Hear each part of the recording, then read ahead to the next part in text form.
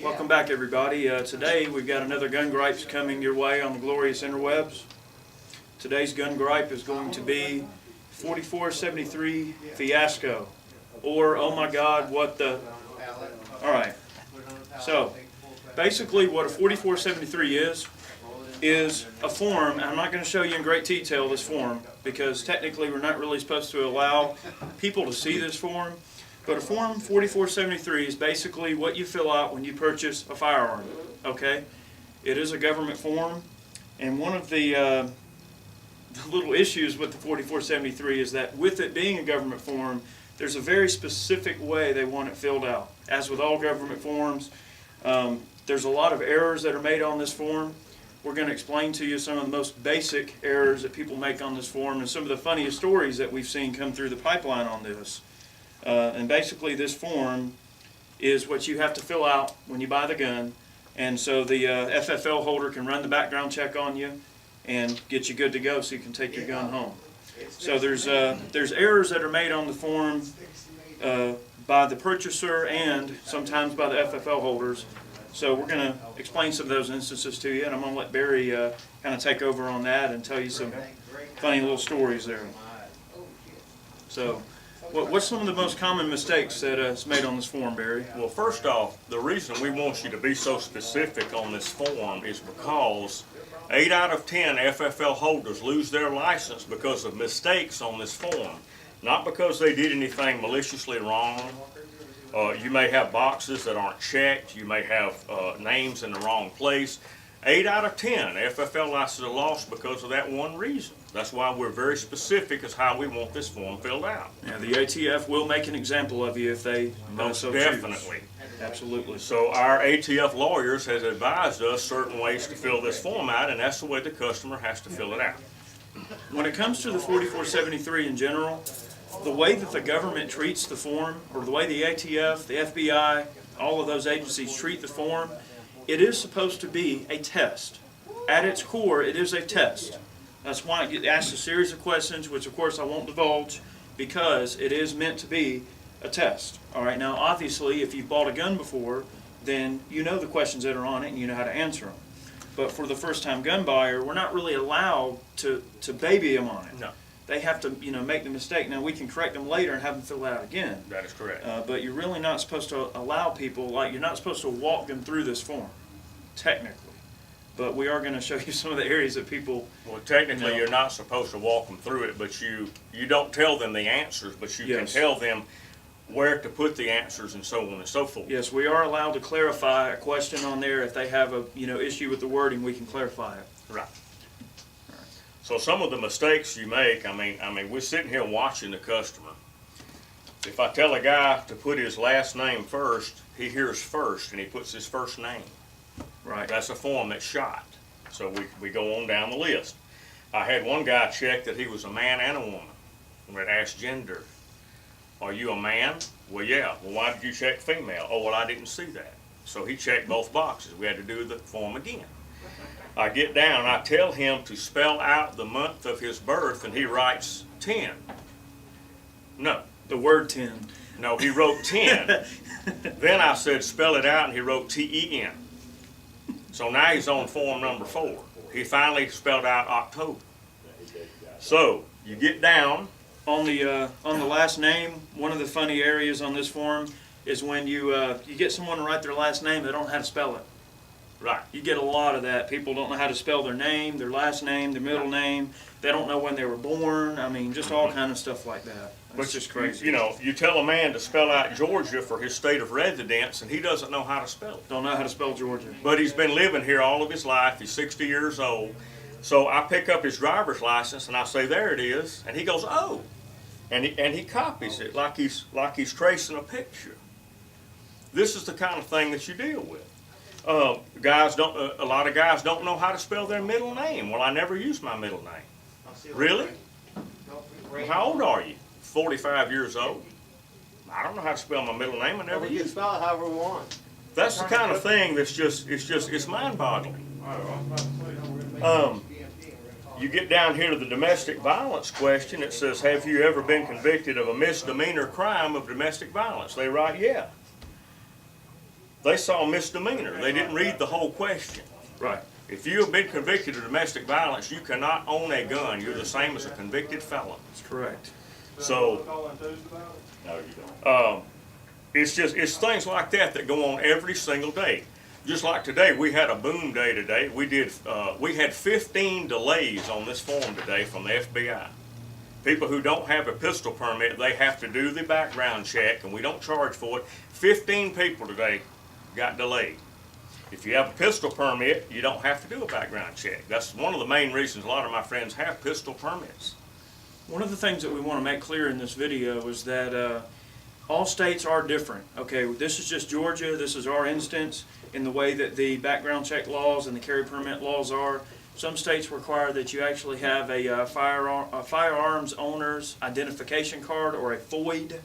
I'm not sure exactly what states have that. I know a lot of the Northeast states. Anyway, some states you have to get a permit to even buy a gun. Right. In Georgia, you can walk into a store, fill this form out, and if you pass a background check, you get it. That's it. That's it. As simple as that.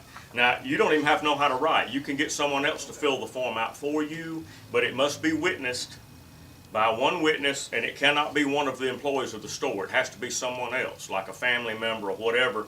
And as long as that person makes their mark right there, it don't matter if it's an X. If they make their mark there and it's witnessed, that's their signature. So you don't even have to know how to read and write to fill out one of these forms. That's it. And you don't even have to be able to see to buy a gun. No. But we sold a gun to a blind guy. We sold a gun to a man who was totally blind. It does He not can buy ask it. you on here if you're blind. You know, I tell you what though, in the middle of the night, bump in the night, I guarantee you can put 6 shots through the doorway. It does not ask you if you're physically handicapped either. It doesn't ask you your IQ number. That's correct. I sold a gun to a woman that had no arms from here down, and she could load a .22 magazine and operate the gun with those nubs. It's hard to believe. If we could find that woman today, I would come in here and I'd do a video of her because it's unbelievable. But she says when you're born with no arms, you learn how to do things. That's it. So, Another thing that the form doesn't ask you either is, you know, if you have any firearms experience, if you've ever owned a gun, if you have ex-military experience, ex-police experience. They don't even want to know any of that. All they want to know is just this set of questions. It's really not that big of a thing they're looking at. Right. I mean, 3 out of 10 people that buy a gun here have never touched a gun in their life. I'd say more than that. I'd say half of them. Maybe half? Well, I'd maybe say half. Yeah. I've never even touched a gun. But they come in, they say, well, times are getting so bad, I think I need a gun. So we try to steer them into something. Like I said, we spent hours with customers before, just one customer, trying to get them the right gun, something that they can understand, and so on and so forth. And I can even take them to the range and show them how to use the gun, if that's what they want to do. But like Eric said, about half the people come in here never even touched a gun. No. They don't know the difference in a revolver, a semi-auto. What's the difference in them? Well, the revolver goes around and around, and the automatic goes back and forth. Oh, I know. Okay. Barry, what's funny too is that the people that do come in here that have never even touched a gun, I would say out of that figure, half of those people don't even have any will to even use the gun. They're just like, No. oh, I just want to scare them. They just want it as an intimidation factor. Exactly. And Well, that's a big mistake. we are getting a little off subject, but that's a very good point overall. Well, to tell you about experience, I had a deputy sheriff from an unnamed county came in here one day wanting to buy a pump shotgun. He'd been a deputy for 9 years. I handed him a Mossberg pump. He said, can you show me how to operate this gun? And I said, oh, you're a deputy sheriff and you've never, I've never shot a shotgun before. That to me is mind-boggling. What if he gets to a crime scene and he has to make those guns safe that's on the scene? He doesn't know how to do it. Exactly. Well, on that note, Barry, we also have had policemen come in. They're like, oh, I'm a policeman. I don't need to have a background check to buy a gun. Oh, really? Yes, sir, you do. Right. And then you run them, they get delayed. Right. If they don't have a carry permit like Eric and I and everybody here carries in their pocket, a uniformed police officer has to undergo an FBI background check. Absolutely. And they get delayed just like everybody else. That's it. But that's just the way it is. So, you know. But our advisors told us, the reason we're so particular on this, if you make 99% in school, you get an A+, A+, A+. If you make 99% in this business, you're out of business. You're done. This is strict. This is so strict, it's unbelievable. And they can make it real hard for you if you don't do it right. And there's no reason not to do it right. So that's why we take the time with the customer, and we be sure all this is correct. What's the record, Barry, for the amount of 4473s and a single person's filled out at one time to get it right? 9. 9. He did 9 forms before he got out of here. But that's just the way it is. Now they say, well, at other stores I don't have to do this. They'll let me scratch out and put erasers on here and all kind of. No, we don't do that here. Absolutely. We don't do it here. We're not going to risk an FFL license because somebody doesn't know how to spell Georgia or they don't want to cooperate. We're nice and we lead them through this thing and we help you any way we can, but we're not going to risk our license for something like that. These forms have to be letter perfect. So that's it. That's it. And at the end of this video, we'll pipe in a little snippet earlier I shot of Barry with some customers, and I did ask them if they didn't mind being on YouTube. They said they would for us. Right. Of the kind of things that Barry goes through with them, loading and unloading and safety and things like Right. that. So, you know, we definitely don't mind helping folks and getting them pointed in the right direction. And ultimately, that's the point of these videos, is to point the would-be gun buyer in the right direction to, you know, help them make informed decisions and some of the things that they can expect to run into. That's correct. You know, we're not giving the answers to the test Right. at all, but No. we're definitely giving them an idea of some of the things they can look for. We're not giving them the answers to this test, but they have to pass this test. Absolutely. That's all there is to it. It's very common sense stuff, people. It's Very just a matter of, common sense. that's it. So, what should we gripe about next week? I don't know. What are you going to gripe about? I don't know. I think we should let YouTube decide. Let's let YouTube decide. Y'all send in some suggestions to us. You want something to gripe about, or you got something to gripe about, you got a gun gripe, then send it to me and Barry and we'll gripe about it. We'll gripe about it. Okay. Put this in the gun. Pull it back and let go. Pull it back and let go. All the way back and let go. All right.